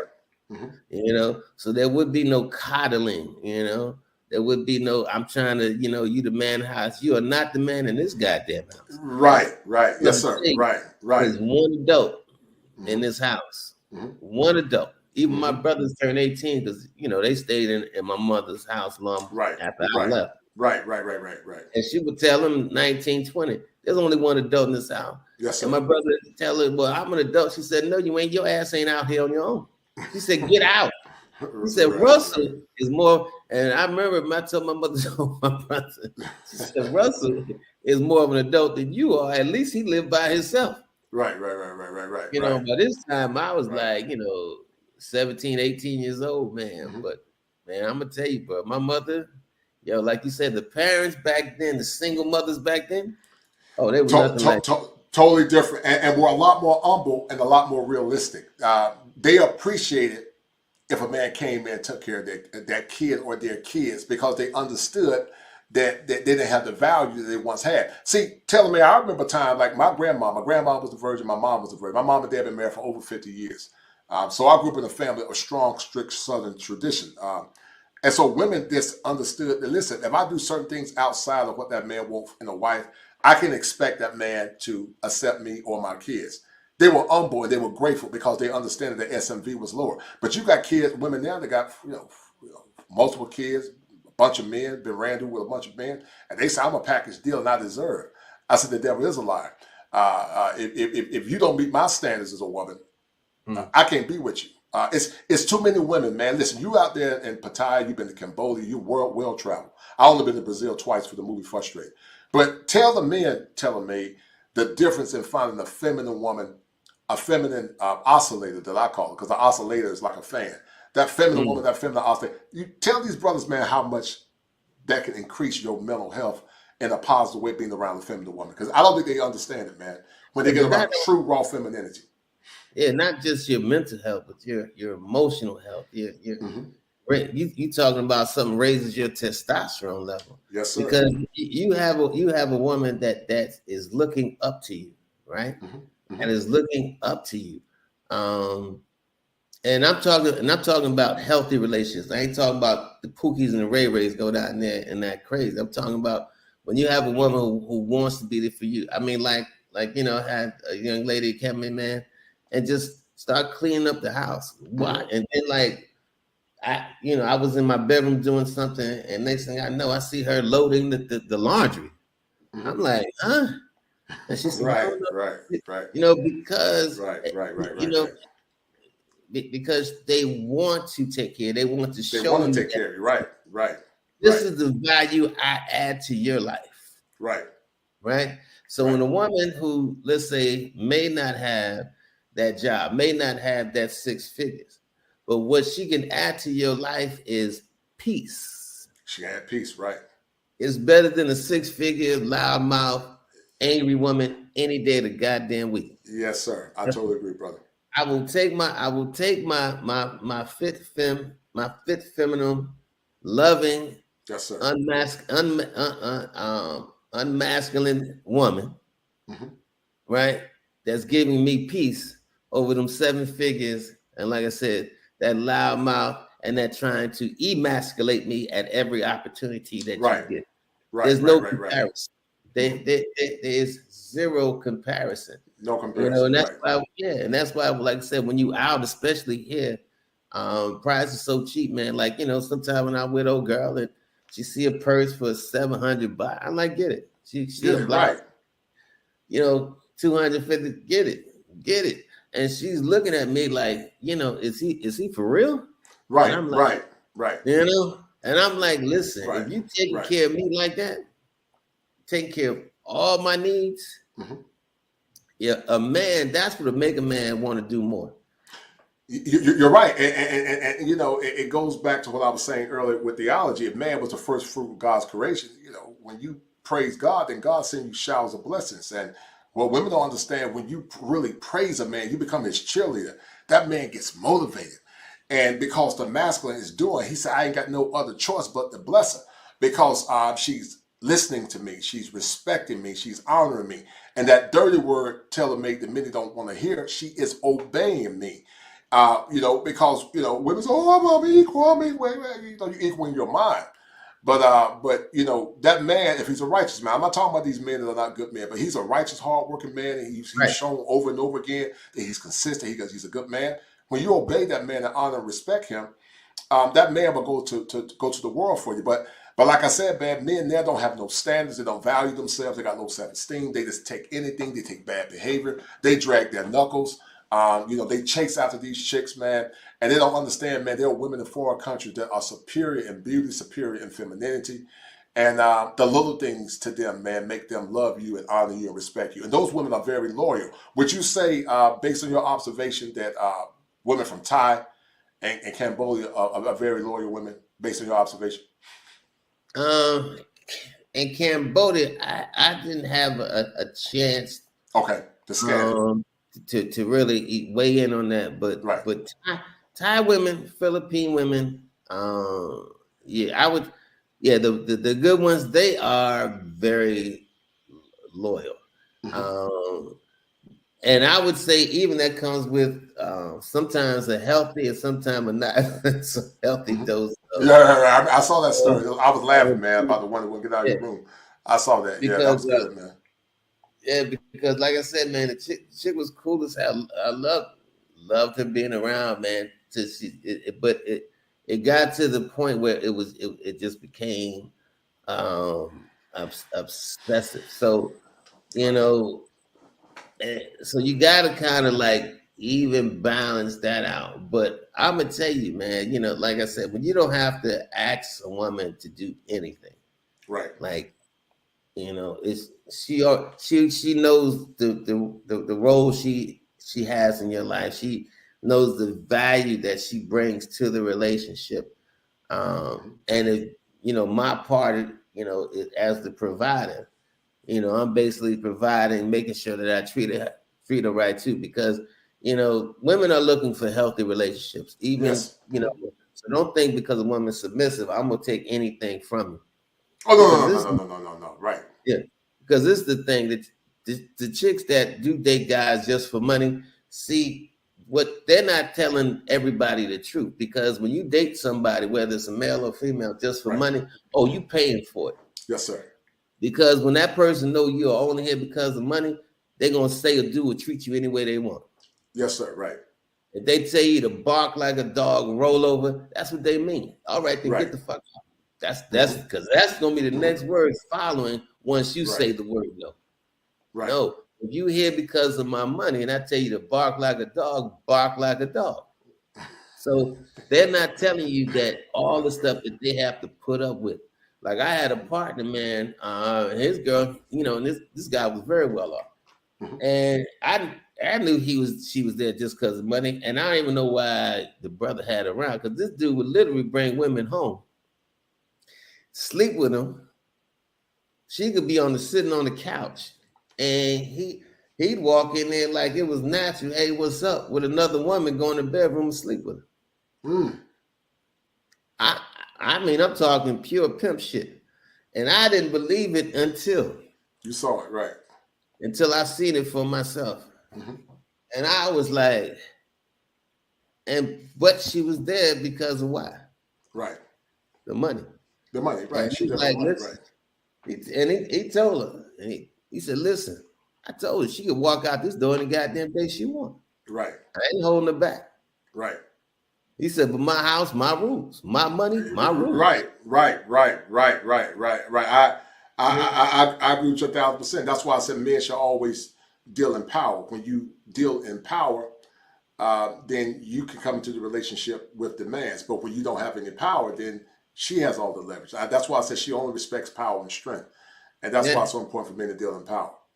Absolutely. But like I'm saying, the women who do telling these other women just, you know, don't make a difference what he do, as long as you getting the money, they're not telling the whole goddamn story. They're not telling you that, hey, he may bring a friend home and just impress his friend. He'll tell you, go sleep with him.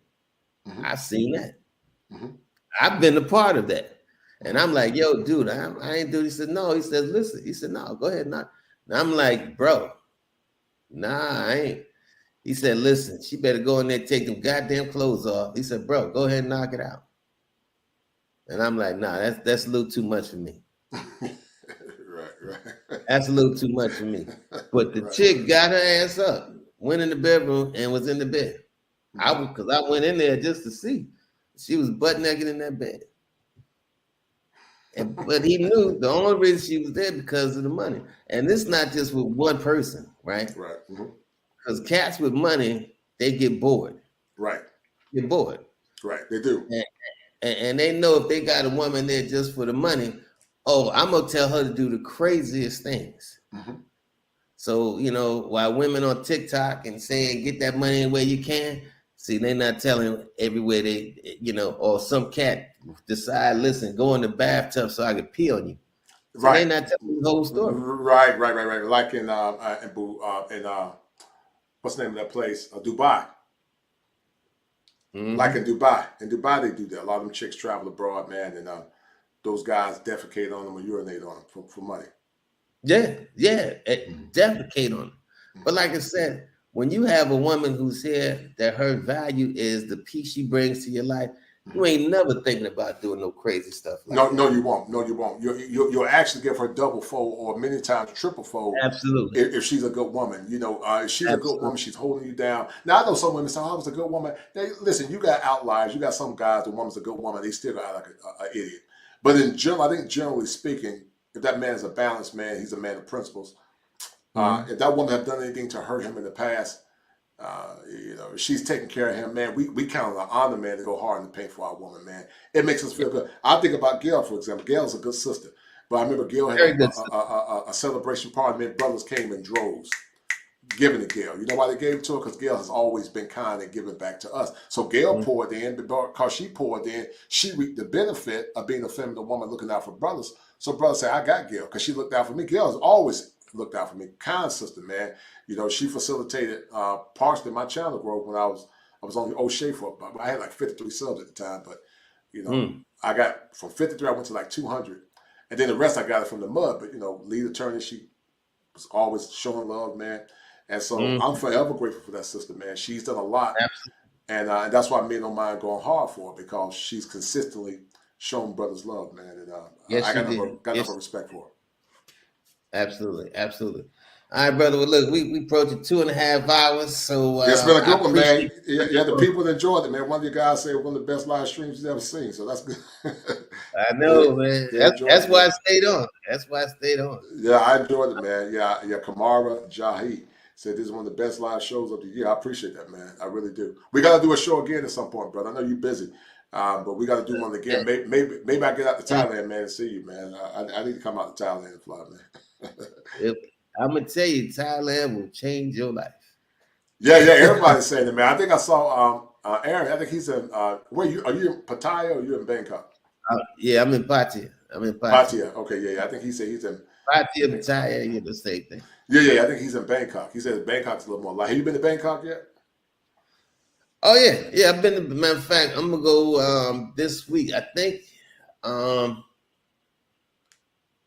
Well, Saturday I'm supposed to be going. There's a brother who's doing something here. We had the Manju bar, so I think Sunday I'm head to Bangkok for a few days. I want to get on to that. They got literally a market on the river.